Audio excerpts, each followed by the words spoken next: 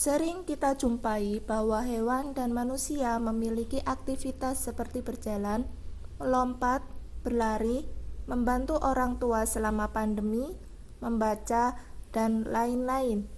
Kegiatan tersebut dinamakan kegiatan bergerak. Materi hari ini adalah alat gerak pada hewan dan manusia, juga ide pokok.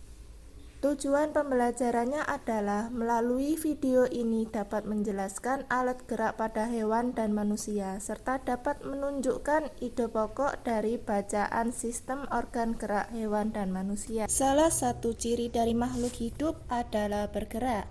Secara umum, gerak adalah perpindahan tempat. Makhluk hidup akan bergerak apabila ada rangsangan. Organ gerak memiliki fungsi seperti berjalan, berlari, melompat, memegang, dan lain-lain. Alat-alat gerak yang digunakan hewan dan manusia ada dua, yaitu alat gerak pasif dan alat gerak aktif. Alat gerak pasif adalah tulang, sedangkan alat gerak aktif adalah otot. Kedua alat tersebut akan bekerja sama untuk membentuk sistem pergerakan yang disebut sistem gerak. Tulang disebut dengan alat gerak pasif karena tulang tidak dapat bergerak dengan sendirinya. Tanpa adanya alat gerak aktif atau otot, maka tulang-tulang tidak akan mampu membuat sebuah pergerakan. Nah, kalian telah mempelajari tentang alat gerak hewan ataupun manusia. Nah, sekarang kita akan melanjutkan ke materi selanjutnya, yaitu membaca organ gerak hewan dan manusia untuk belajar tentang ide pokok. Ide pokok adalah gagasan yang penting dalam suatu paragraf. Nah, satu paragraf terdiri dari beberapa kalimat. Ada yang terdiri dari 4, ada yang terdiri dari 5. Pokoknya satu paragraf itu lebih dari satu kalimat. Ide pokok biasanya ada di awal, di tengah, dan di akhir paragraf. Langkah untuk menentukan ide pokok: 1. Bacalah bacaan teks. Yang kedua, cermati bacaan tersebut, mana yang penting.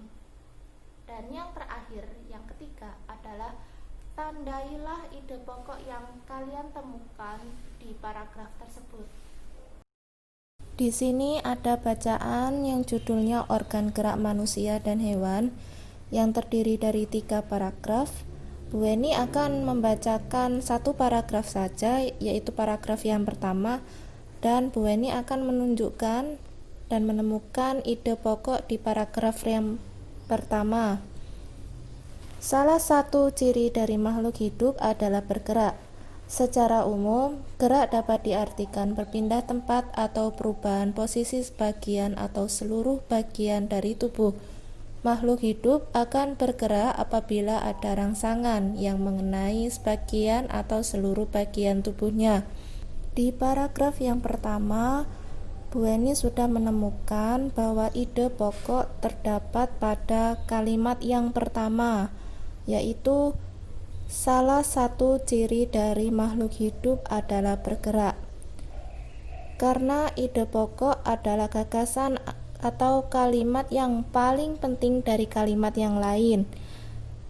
Nah, bunyi yang kalimat kedua yaitu secara umum gerak dapat diartikan berpindah tempat atau perubahan posisi sebagian atau seluruh bagian dari tubuh.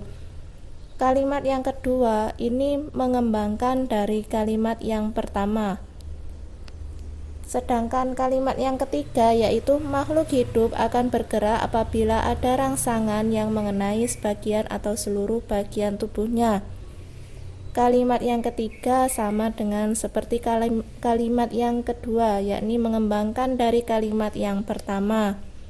Jadi, ide pokok di paragraf yang pertama adalah kalimat yang letaknya di awal paragraf atau kalimat yang pertama.